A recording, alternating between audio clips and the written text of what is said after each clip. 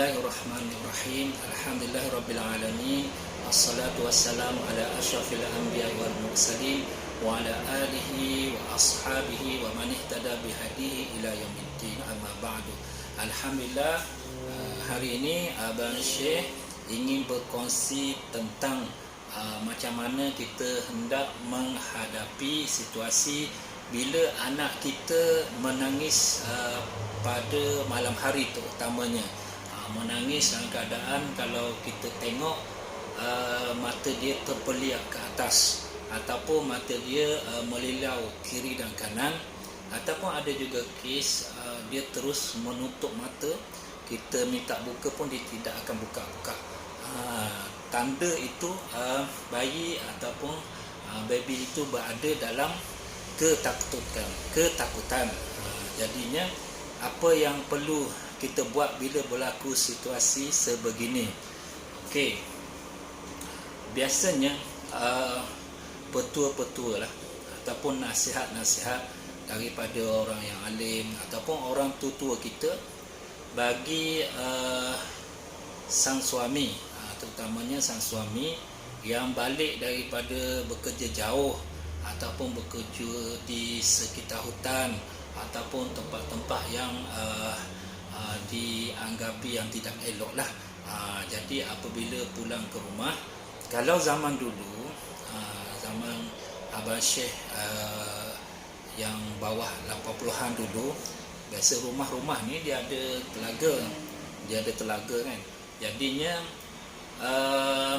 seorang tu bila balik, dia terus buka baju, dia kebas-kebas, ini untuk lelaki lah, kebas-kebas dan terus mandi dulu. Dia mandi dulu baru dia naik ke atas rumah. Berbeza kita sekarang ni, kebanyakan rumah semua tandas bilik air, semua duduk dalam rumah. Jadi apa perlu kita buat bagi seseorang ini bila dia balik ke rumah, jangan terus masuk ke dalam rumah lah. Apa yang perlu dia buat ialah, pertamanya dia duduk depan pintu, dia baca Bismillahirrahmanirrahim, kemudian dia baca surah Al-Ikhlas, Qul huwallahu ahad, Allahus samad, lam yalid wa lam yulad wa lam yakul lahu kufuwan ahad. Buka pintu, melangkah satu kaki, terus dia bagi salam. InsyaAllah apa-apa yang mengikutinya daripada luar, terutamanya syaitan-syaitan yang jahat ini ataupun yang nakal ini, akan minggirlah ataupun dia akan pergilah, tidak masuk dengan kita sekali ke dalam rumah. Ataupun boleh juga dia membaca, minta perlindungan daripada Allah Subhanahu Taala sebelum dia keluar kereta ke, sebelum dia masuk ke, dia terus membaca ayatul kursi sampai habis.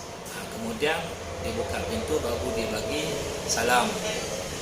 Jadinya benda-benda ni amat penting dilakukan supaya jika ada yang mengikuti, terutama daripada syaitan-syaitan yang jahat ini, supaya tidak dapat memasuki rumah kita. Okey, terus bagi sang suami ini masuk ke dalam rumah, selepas salam tadi itu, dia mesti pergi mandi lah. Pergi mandi, terutamanya yang kita syorkan mandi menggunakan gel mandian kasturi yang telah diruqyah oleh Abang Syekh ni, supaya melekat pada badannya wangian kasturi itu sendiri, dan juga getaran-getaran yang ada pada gel mandian ni dapat pindah ke tubuh si suami tersebut. Macam apa ni, ada pendapat juga mengatakan kita baca Quran, reseptor di bawah kulit ini akan menerima getaran-getaran daripada bacaan kita. Sebab tu berpahala kita membaca dan juga memberi manfaat pada tubuh kita dengan bacaan-bacaan. Jadi bacaan-bacaan yang diruqyah oleh Abang Syekh yang berada getarannya pada jam mandian ini, boleh juga berpindah pada tubuh si pemakai, insya-Allah, dengan izin Allah Subhanahu Wa Taala. Kemudian sudah mandi, keluar, baca doa, keluar daripada bilik air, terus pergi untuk pakai baju, baca doa pakai baju, baca doa tengok cermin, maka selesai berpakaian, teruslah pergi untuk berjumpa dengan baby tersebut. yang kebanyakannya yang diganggu baby, inilah sebab maka tak ikut dengan adab-adab seharian. Daripada pagi sampai malam kita tak ikut, tak ada bacaan-bacaan, jadi memudahkan makhluk-makhluk ini untuk datang mendampingi atau mengacau.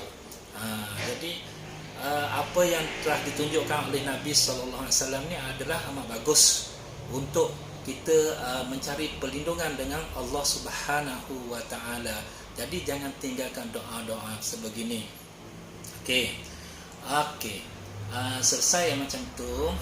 Jadi bila malamnya anak-anak ini disebabkan kelalaian ataupun kecuaian tadi itu, benda-benda ini mengganggu, malam boleh juga baby-baby ini terkejut ataupun menangis ataupun menjerit.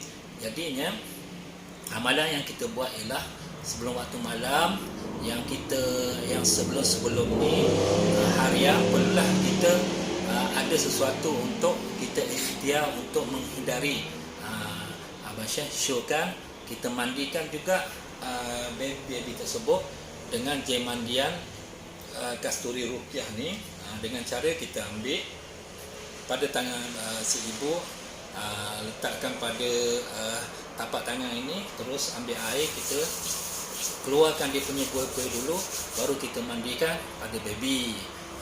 Jika malamnya kita pun bacakan pada baby yang menangis ini apa yang ada dalam kitab Sahih Bukhari tersebut, ialah apa yang Abah Syekh akan type di sini nanti. U'izu bi kalimatillahi tammah min kulli syaitanin wa hammah wa min kulli ainin lamah. Kita baca ni boleh kita baca berulang-ulang. Sebelum itu boleh kita baca pada baby sambil kita dukung dia. Sekiranya dia menangis, kita pangku dia macam ni ke, letak di bahu kita ke, kita baca Fatihah dulu, kemudian kita baca doa tadi. Okey.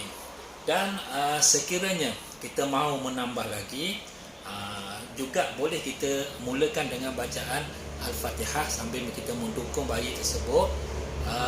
Selepas Al-Fatihah kita baca Bismillahirrahmanirrahim. Bismillahirrahmanirrahim. La yadurru ma'asmihi syai'un fil ardi wala fis sama' wa huwas sami'ul alim. Kita baca doa ini, Bismillahirrahmanirrahim. Bismillahirrahmanirrahim. La yadurru ma'asmihi syai'un fil ardi wala fis sama' wa huwas sami'ul alim. Kita sapu daripada di luhur, ibarat kita buang ke bawah, minta dengan Allah Ta'ala supaya membuang apa yang ada pada tubuhnya. Mudah-mudahan insya-Allah akan hilang segala gangguan daripada tubuh baby tersebut. Mudah-mudahan insya-Allah semoga amalan kita ini diberkati dan diredai oleh Allah Subhanahu Wa Taala. Okey, assalamualaikum warahmatullahi wabarakatuh.